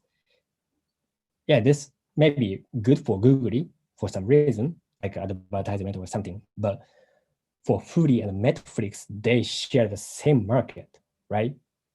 So they're actually in competition. So this does not make sense. Subsidiary companies are competing with each other, although they share the same, funding source. And actually, I talk about this parasitoid wasps, but there is a fancy example where if you look at this picture, so this is the mother, and inside her, there are males and females, and actually mating occurs within this mother. So male mate with this female inside mother, and male just die within the mother. So male have no chance to mate with other females born to other mother. So this means if you produce just a few males, then this is again, sperm supplier. So that's enough. If you produce many females with some limited males, that would make sense. Males have so many sperms and supply to females. So from the viewpoint of mother, producing only a few males would make sense. So I talk about from the viewpoint of some individual or genes, what would make sense, But here's a tidbit where, as I said, parent wants to invest equally to males and females to have 1-to-1 sex ratio sometimes, or biased sex ratio, right? But obviously, these offspring or subsidiaries may beg for more fund or for more resource, right? Because from the viewpoint of this parent company, Google, they want to deal with Hulu and Netflix equally because they're equally valuable. But from the viewpoint of these subsidiary companies, they may be in competition if they share the same market, right? So the conflict of interest differ between these two parent and subsidiary companies. And in biology, we call this situation as a parent offspring conflict, where the optimality for parents and optimality for offspring disagree. So here's a take-home message. I think I spoke a bit fast, but so I explained how come the sex ratio is 1-to-1.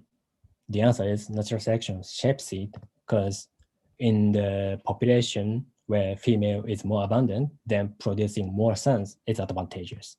But in the population where males are more abundant, then producing more daughters will be advantageous. And this balance leads to the final point of 1-to-1 sex ratio.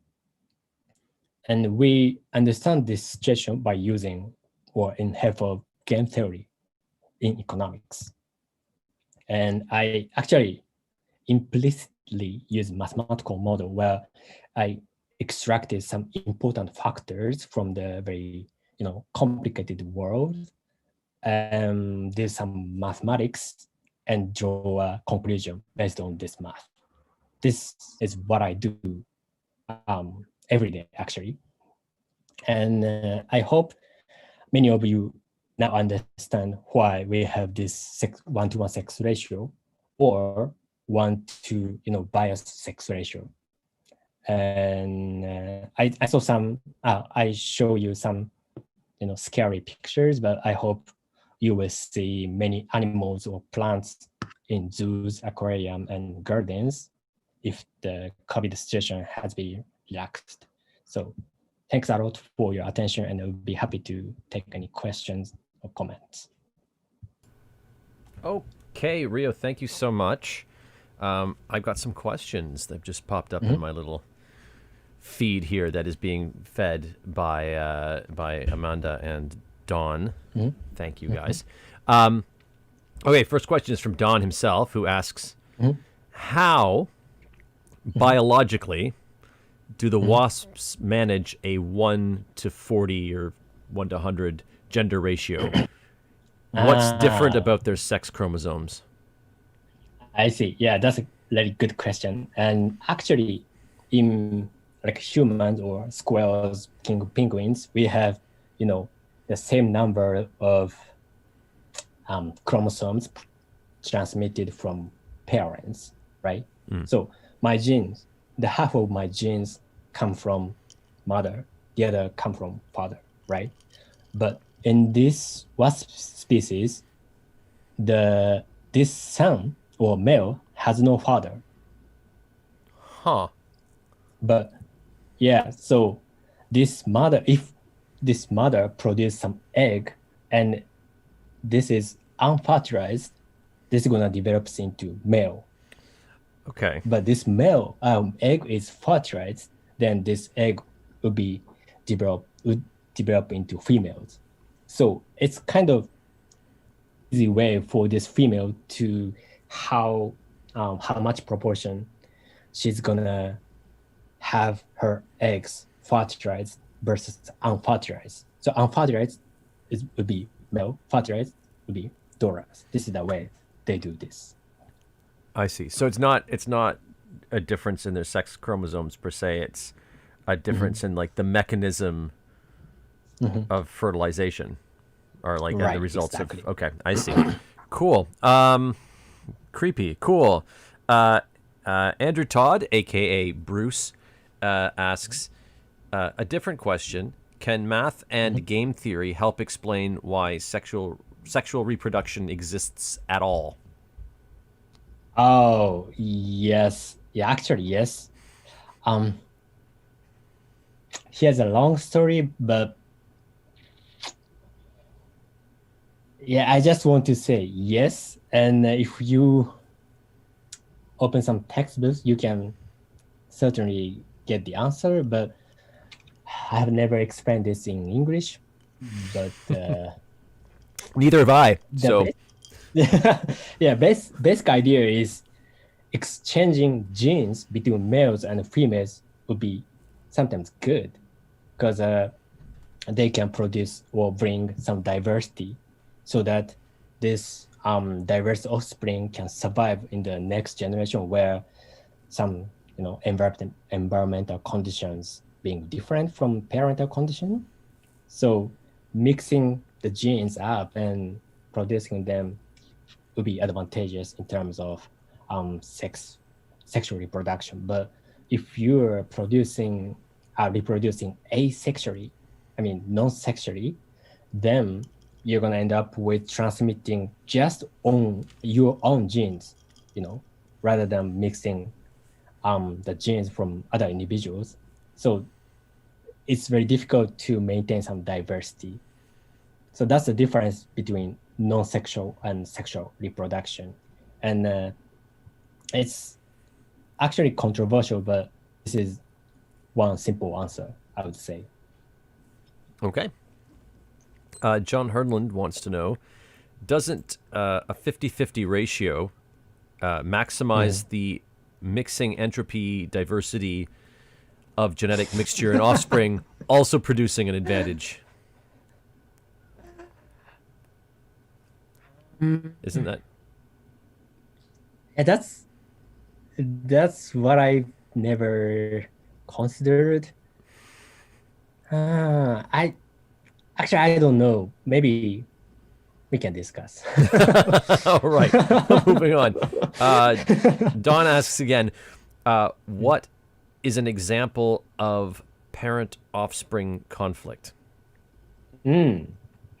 Yep. You see these tiny fridges or birds behind the background? I can. I hope everybody else can too. Yeah, here are 3 fridges within the same nest. So here's a very cute, fridges from the viewpoint of parents. So this parent want to feed them equally, right? Because they are equally valuable.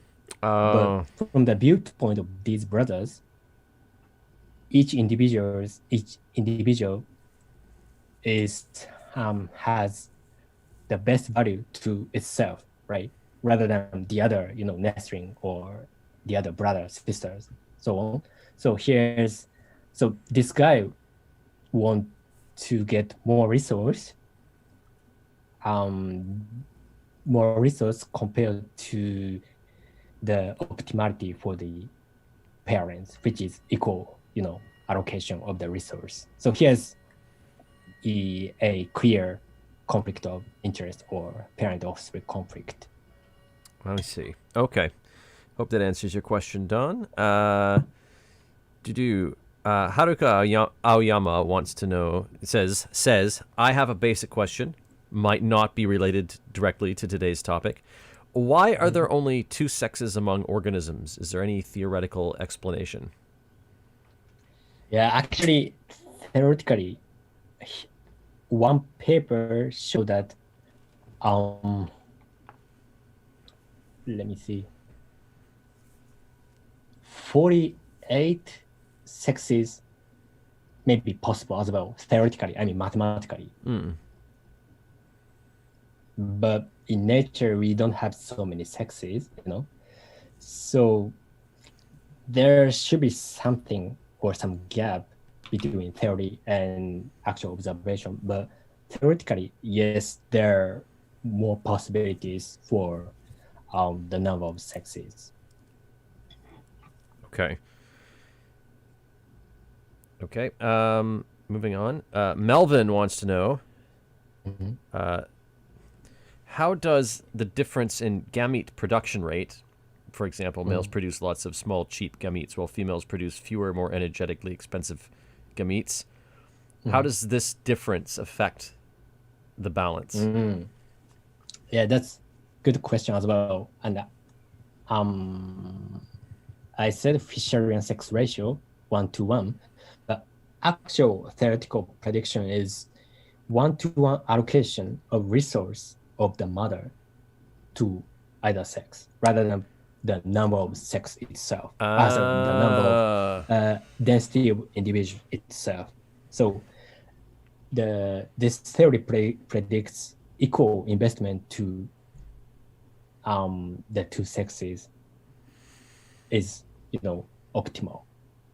I see. Okay, so the game theory stuff isn't. Do I understand this correctly? It's not happening necessarily on the genetic level. It's happening. How shall I say this? Wow, I'm so tired. It's about behavior. It's about.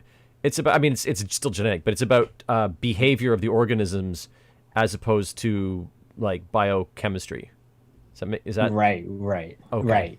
Or alternative way is, suppose producing male is very expensive, like twice as expensive as producing females. Then this theory predicts 2:1 sex ratio. I see. Okay.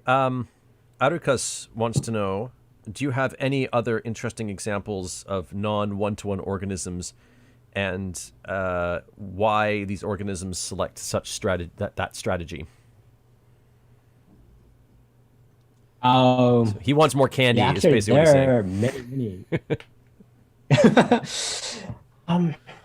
Yeah, let me think about it. Yeah, actually, I know some papers about bias sex ratio in birds, where sex ratio tends to be biased to females, like 1 to 1 point something.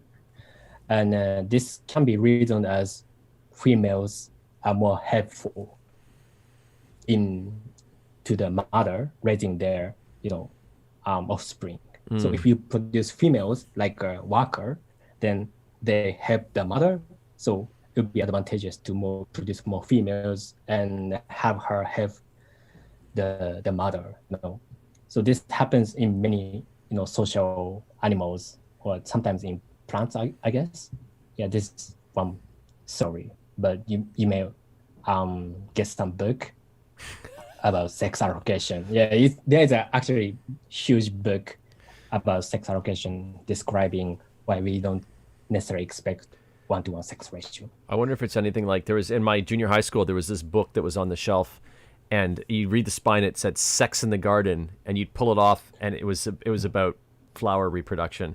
Very disappointing. Until all of us pulled it off at least once, very excited, and then nope, it's about stamens and pollen.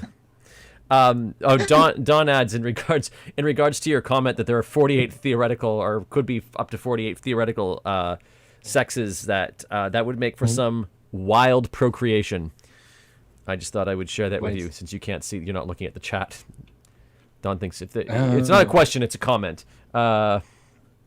48 sexes, that would be like that's a pretty wild party. Procreation. So, okay, I'm not seeing any other questions. Let me just vamp for a second while, just see if something else pops up while I'm pulling up my script here. But that looks like that's it. I felt like I had a question somewhere along there, but I was so busy reading all of these that I forgot what it was. Boo. Dang it. Yeah. Okay. So I guess that wraps it up. Ryosuke, thank you so much. And I'm going to apologize now. I've apologized to you behind the scenes. I don't know if anyone noticed in the recording. I said your name wrong, I think, in almost all the times I said it in the recording. No, right. If any of you heard the promo for my show that I'm doing, it is set in the Taisho period. There's a character named Yoshinosuke, and I haven't gotten a lot of sleep, and every time I said Ryosuke's name in the recording, I believe I said Ryonosuke. So I made him sound a bit like a samurai. But I was just tying it in with the first talk. That was my plan. I was just trying to tie that in. Yeah. That's that's funny. That's what I was going to do. That's my story, and I'm sticking to it. So yeah, I apologize to you. I'm doing it publicly because I felt it was I don't like to misname people. And actually, while I'm on that subject, Arukas, I called you a he. I'm sorry. I actually don't know what your pronouns are. So I'm sorry if I misgendered you in some way. That was just whoops. Anyway, Ryosuke, thank you so much, and a big thank you to our two other speakers, Andy, who's here in person, and Sarah, who is not. But let me just see if I can use the magic zoom window to bring up. It's just giving me different view options. That's weird. Ryosuke, yeah, that's right. Stop sharing, then I'll get more options here. There we go. Gallery view. Hey, that's all of us. Oh, and I got trash in the background. I forgot to move that before I did this. Okay, let me pull up my script. Hey, everybody, show your appreciation on the stream with emoji or like whatever. I will, again, applaud because... There we go, because nobody else is here to do it. Oh, I see some hands up in the stream. Excellent. Right, I'm going to pull up some slides, but you guys stick around because I'm going to bring you back at the end. Let me just find my slide page. There we go. Boom. Nerd Night. Staying alive. Okay. So yeah. Oh, by the way, if I can, while we're on the subject of rounds of applause, if I could get a big round of applause for YTG intern David Shee, that would be super. David did most of the heavy lifting on the video editing this month, as I've been working on that show, including that mad trailer at the beginning. I told him, you don't have to go as crazy as I did last month. And he saw what I did last month, and he was like, hold my beer. So yeah, thank you also to Melvin and Ian and Bruce and Coco and Joan and Selena and Rio. Hey, let us hope that Japan's hunger for the Olympics sees us with needles in our arms and love in our hearts in the near future. But come on, who am I kidding? Huge thank you to my co-boss Amanda for being the liquid Schwartz that makes the Nerd Night Tokyo Winnebago go plaid. All right, deep cut there. Let's see if anyone in the comments gets that. I'm going to be checking. Finally, a big thank you to all of us. No, not all of us. I am sleepy. All of you for joining us online. If you aren't already doing so, follow us on social media, or even better, join our mailing list. We sent you a link in our reminder email that you got tonight, and there's a link in the YouTube description as well. I take it. So it's. Oh wait. Oh, why am I pointing? I'm not on the screen. Have I done a slide advance yet? No, still on the first slide. So yeah. Now I do a slide advance. Oops, it's not advancing. What the hell's going on? Give me a second. Oh, I see what happened. Ending slide. Okay, sorry about that. Boom. They're in the wrong order for some reason. There. That's the wrong thing. Okay, and it's Holiday Beaker. I somehow managed to get the wrong beaker slide up there, but hey, it's still kind of the holidays. Akemashite omedetou gozaimasu, everybody. Just in case you joined us super late, a reminder that Nerd Night Tokyo is a fundraiser for the Yokohama Theater Group. If you enjoyed yourself tonight and you're able to, head over to ytg.jp and support us. And that's where you'll also find our wonderful beakers. And that's also where you'll find the what am I calling it? The show that I keep talking about, which I'm gonna talk about again. So just give me a second. Boop, not that one. All right. Yeah. So one more time, the show I'm working on is The Peony Lantern, which is based on a ghost story that is popularized in the West by Lefcadio Hearn. And it is, it's happening January 23rd, 24th. You can get your tickets and info at ytg.jp. ytg.jp. I keep repeating it. It's an important address. It's going to be great. It's set in the Taisho period. I've got Anna is working on it, as I mentioned earlier. There's a couple of out-of-work Broadway designers are working on it, which is bad for them, fantastic for us. Anyway, I'll stop talking about that. Let me bring the speakers back up here because they are the reason for the season while we're still in the festive mood. Let me put the button. There we go. Boom. There they are. And me. Yeah. So from Yokohama, Japan, for Nerd Night Tokyo, this is Andrew here with Andy and Ryosuke, bidding you good night, and we'll see you next time. Guys, wave for the nice people. Bye! We'll do that as I go find the button to turn off the live stream. Okay. Good night, everybody! Let me transition back to a decent slide here. Boop, boop. There we go. And we're still got the audio on. All right, good night.